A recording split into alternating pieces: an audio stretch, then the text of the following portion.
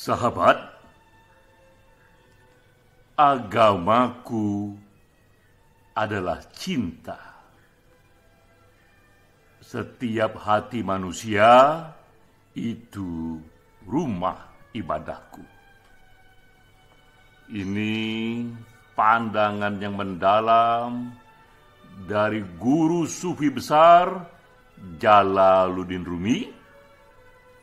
Ia mencoba merenungkan esensi dari ajaran agama Islam, agama yang diyakininya, namun ia sampai kepada tafsir universal, pemahaman universal yang bahkan melampaui sekat-sekat formalitas agama. Karena agama bagi Rumi dalam kesadarannya yang sudah sampai pada pucuk diri, ia merasakan bahwa agama yang paling menggetarkannya adalah agama cinta. Ini kutipan yang kuat untuk kita masuk ke dalam diskusi webinar esoterika yang ke-27. Ini diskusi bulanan, berarti sudah 27 bulan kita menyelenggarakan diskusi ini. Sudah lebih dari 2 tahun kita membuat webinar ini. Topiknya agama cinta, agama masa depan. Pembicaranya sahabat kita dan juga senior kita, Profesor Dr. Kautsar Asyari Nur. Kita memahami Profesor Dr. Kautsar ini memang banyak mendalami Islam dari sisi filosofis dan tasawuf. Saya memperkaya diskusi, menukik lebih jauh, menghubungkan konsep agama cinta dan riset dalam neuroscience. Apa yang ditemukan dalam riset itu ketika ia mencoba membedah state of being dari otak manusia ketika merasakan getaran cinta. Kita mendiskusikan buku ini, pada dasarnya buku The Secret of Divine Love. Ini buku yang sangat filosofis, juga puitik, yang mendalam sekali. Renungan dari pengarangnya terbit di tahun 2021. Pengarangnya bernama Ahelwa. Tapi Ahelwa ini, nama pengarang ini, ia bukanlah nama sebenarnya, ia nama samaran. Figur penulis yang sebenarnya pun belum kita ketahui. Itu hal yang biasa dalam tradisi menulis, jika seseorang menggunakan nama samaran, namun di ujungnya kita tahu nama samaran ini untuk pribadi yang mana, untuk tokoh yang mana.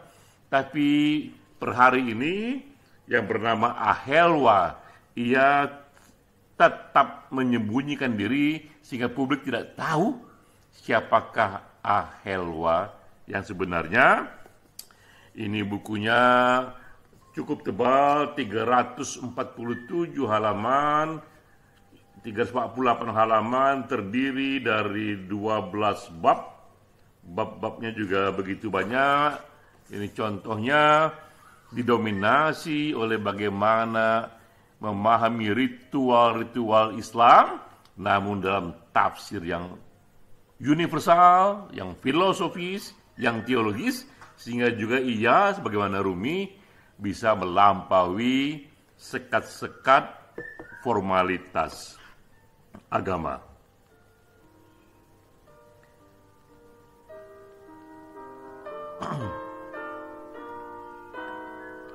Kita mulai dulu menelusuri tentang pengarangnya, karena situasi pengarangnya ini cukup mempengaruhi isi buku.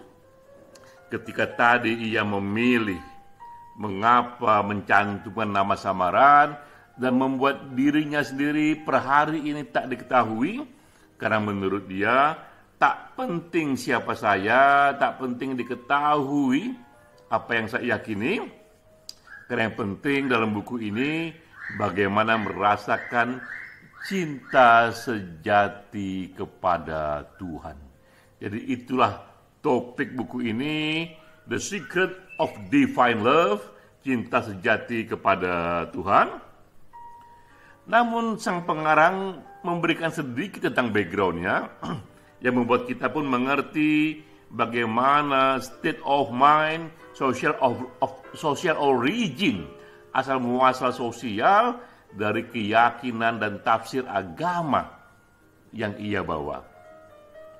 Ia menyatakan bahwa ia terlahir sebagai muslim dan sejak remaja mencari kekosongan batin, tak hanya di masjid tapi juga di gereja, candi, dan kuil. Ia mendalami Taoism, ia mendalami Sufism, ia juga mendalami berbagai esoterika dari ajaran-ajaran agama lain karena didorong oleh kekosongan batinnya sampai akhirnya ia menemukan apa yang ia cari. Ini juga pengakuannya bahwa di usia 20-an ini ia alami di Turki, di satu kota kecil bernama Kapadosia di Turki. Ia mengalami kebangkitan spiritual dengan melihat keindahan doa seorang wanita berusia 70-an di sebuah tempat berdoa. Dan ini memang lazim dialami banyak pencari spiritual. Intensitas pencariannya akan makna hidup datang padanya, membangunkan spiritualitasnya, membangunkan pencerahannya, acap kali disimulasi oleh peristiwa-peristiwa yang seolah kecil saja. Untuk pengalaman sang penulis ini, simulasinya adalah ia melihat keindahan berdoa seorang wanita usia 70-an. Ini yang ia katakan dalam buku itu, bahwa wanita ini yang sudah tua ini, ia berdoa tidak berdasarkan sebuah formula, sebuah hafalan yang ia ulang-ulang, tapi tampak sekali ada ledakan cinta dari dalam hatinya, dan itu meledak dari dalam, dan terasa sekali betapa doa itu menggetarkan karena kualitas hati si pendoa. Di satu sisi, penulis kita ini melihat bahwa doa yang mendalam itu juga memerlukan satu state of mind, kondisi hati, kualitas hati tertentu dari sang pendoa. Namun juga, kata penulis ini, namun saya juga merasakan melalui ibu tua itu getaran unconditional love dari Tuhan. Nah, ini kata kuncinya. Kata-kata kunci ini acap kali diulang-ulang oleh penulis ini mengenai unconditional love, cinta Tuhan yang tak bersyarat. Lalu sang pengarang menceritakan pula pengalamannya bahwa setelah ia terbangunkan dari satu kesadaran baru tentang pentingnya cinta, ia pun belajar dari seorang Sidi, dan tak ia pula sebut siapa nama gurunya itu. Yang ia katakan ia adalah ahli tasawuf Islam yang memberikannya kerangka filosofis dan teologis berdasarkan ajaran Islam atas conditional love dari Tuhan. Jadi setelah ia rasakan satu getaran dalam yang kuat di hatinya, ia memperoleh kerangka filosofis, penjelasan teologis mengenai hal ihwal, mengenai isu-isu eksistensial dalam kehidupan. Dan ini dikatakan juga oleh sang penulis, bahwa saya bukan penulis, saya tak memiliki background seorang penulis, tapi seolah-olah saya digerakkan oleh Tuhan untuk menuliskan buku ini. Kita melihat di sini betapa seorang penulis yang awalnya ia bukanlah penulis dan ia menulis bukan sekedar membuat buku, tapi ia merasakan seolah-olah ada tugas dari Tuhan yang membuatnya harus menyatakan kesaksiannya, mengekspresikan pengalaman batinnya untuk juga disebar, dirasakan, memberi inspirasi publik luas. Lalu kita masuk ke dalam isi buku. Apa yang penting dari buku ini? Buku ini berisi banyak hal. Saya sarikan saja beberapa pokok. Lalu nanti di ujung saya berikan komentar saya dengan memasukkan pandangan neuroscience.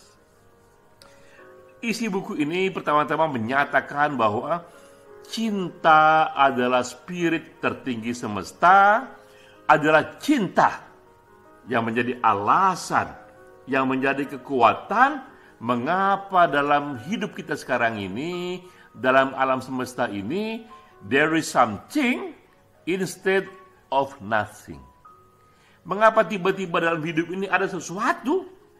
Mengapa tidak hanya ada nothing saja? Mengapa tidak hanya ada kekosongan saja? Penyebabnya adalah cinta, getaran cinta, unconditional love dari Tuhan. Nah, ketika kita membaca prinsip ini, kita tahu ini adalah pernyataan filosofis. Ini adalah pernyataan teologis. Ini bukanlah pernyataan ilmu fisika, sehingga dengan sendirinya pernyataan ini bukan pernyataan saintifik mengikuti Karl Popper. Ini pernyataan yang tak bisa difalsifikasi, tak bisa kita ketahui benar atau salah secara saintifik. Karena memang bukan itu tujuannya. Di luar sains pun, begitu banyak hal yang jika diyakini memberikan efek yang dalam kepada kita mengenai meaning of life. Ia mulai dengan menafsirkan situasi basic dari segala hal adalah cinta. Hal lain yang juga penting, ia mengatakan bahwa kita kembali kepada timeless message, timeless teaching, ajaran yang asal, ajaran yang abadi dari semua agama. Kita harus kembali ke sana, kembali ke kitoh, karena pada dasarnya inti dari semua itu adalah kasih sayang, keadilan, kebebasan, kesetaraan, dan kesatuan unity dari manusia.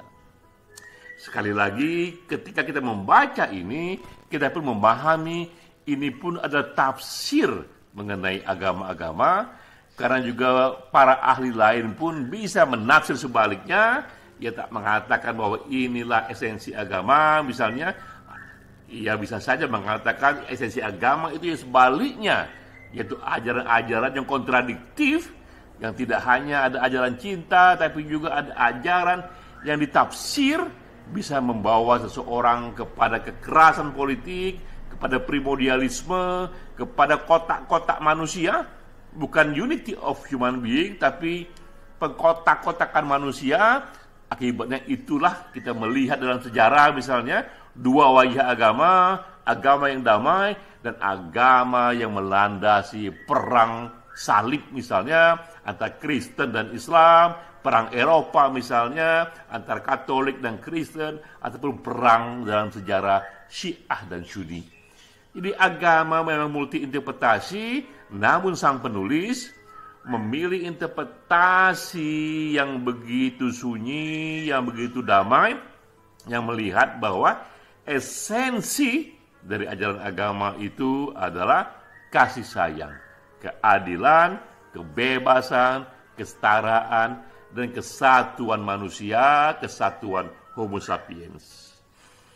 Juga isi buku ini, walaupun buku ini membahas ajaran Islam, dari 12 chapter yang kita baca di buku ini, umumnya berkisah tentang ritus-ritus Islam, soal sholat hingga soal naik haji, tapi ia memberikan tafsir universal di sana, sehingga ia bisa melampaui batas-batas agama, seperti ini keyakinannya bahwa Tuhan itu lebih besar dari batasan satu agama manapun. Apalagi sang penulis tadi sudah menjelaskan bahwa sejak remaja ia mendalami begitu banyak ajaran-ajaran agama, sehingga ia tahu the truth, kebenaran itu melampaui sekat-sekat formalitas agama.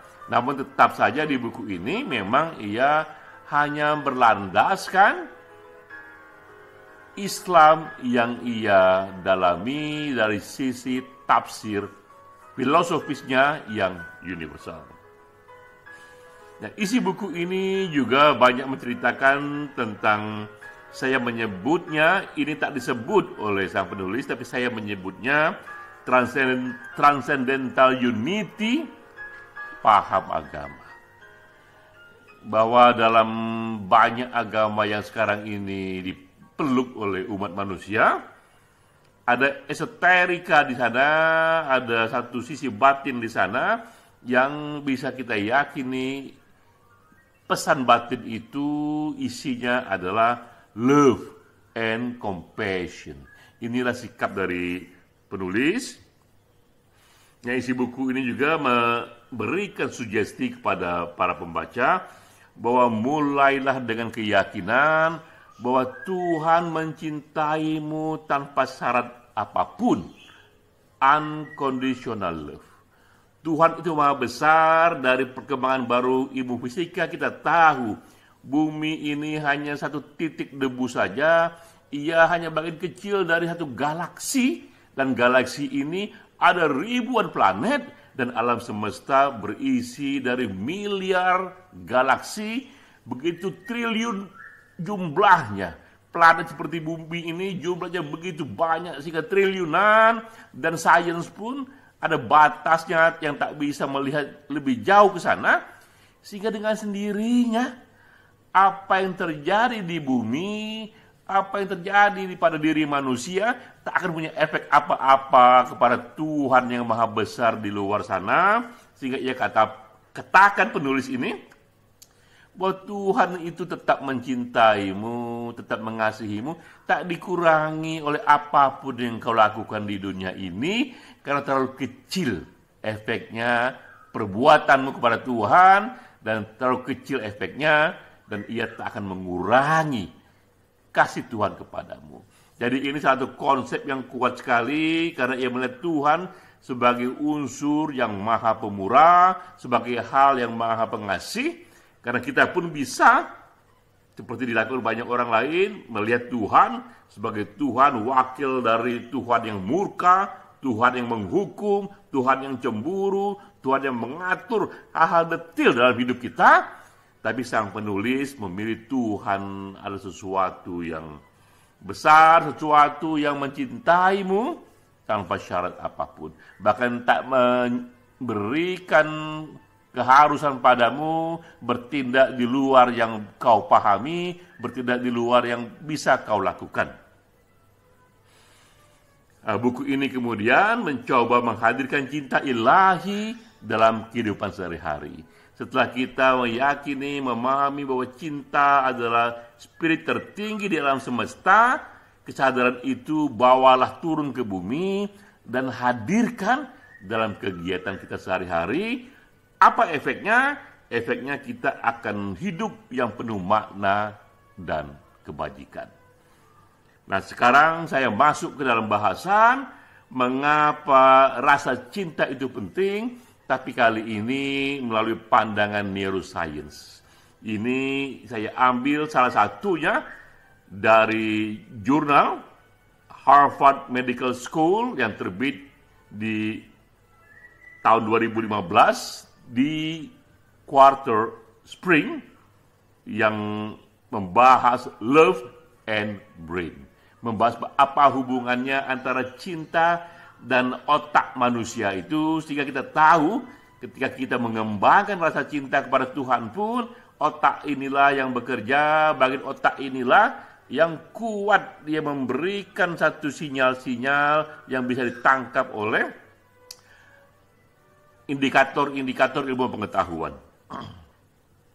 Nah, di tahun 2005 ada seorang ahli bernama Helen Fisher. Ia menganalisa 2.500 otak mahasiswa, jadi bukan main ini. Ilmu neuroscience ini memang empirik, ia berangkat dari penelitian langsung kepada otak manusia. Yang ia teliti adalah otak college student. Untuk ia lihat dengan cara membanding-bandingkannya, 2.500 mahasiswa ini diperlihatkan dua jenis foto. Pertama, foto teman-teman yang biasa saja, yang ia kenal ataupun yang tidak ia kenal. Satu lagi, foto yang sudah dicari, yang merupakan kekasih dari orang yang diteliti ini. Jika tidak kekasih, ia adalah orang yang sangat ia cintai, orang yang sangat ia kasihi, orang yang sangat ia merasa terlibat secara romantik, secara emosional. Dua foto yang berbeda, ingin dilihat apa efeknya bagi otak sang mahasiswa ini. Lalu otaknya pun direkam dengan kabel-kabel dalam satu komputer untuk melihat apa yang terjadi pada otak mereka ketika dua foto ini diperlihatkan. Nah, ini hasilnya. Ini adalah kesimpulan umumnya bahwa seseorang ketika ia melihat foto yang kita cintai, yang ia cintai, jika ia melihat foto seseorang yang sangat ia cintai, yang ia kasihi, maka otaknya aktif di area yang kaya dengan dopamin. Ada area di otak kita ini yang unsur-unsur dopaminnya itu sangat kaya, dan disitulah berkedip, menyala bagian itu ketika kita merasakan suasana cinta. Nah, dopamin itu disebut adalah happiness hormone, hormon yang merilekskan pikiran, hormon yang membuat kita merasa sangat good, feeling good, karena itu dia disebut juga feel good hormones. Sudah ada buktinya ini dari neuroscience bahwa rasa cinta itu memang melahirkan satu suasana damai, suasana tenang, suasana yang penuh cinta, suasana yang ingin membantu banyak orang. Nah, ini kesimpulan dari neuroscience bahwa mengembangkan cinta kepada Tuhan juga melahirkan happiness hormone yang sama. Tak hanya kita mengembangkan cinta kepada sesama manusia, tapi juga cinta kepada alam semesta, cinta kepada Tuhan, sama efeknya. Selama itu ada rasa cinta, selama itu pula ia melahirkan rasa damai di pikiran kita.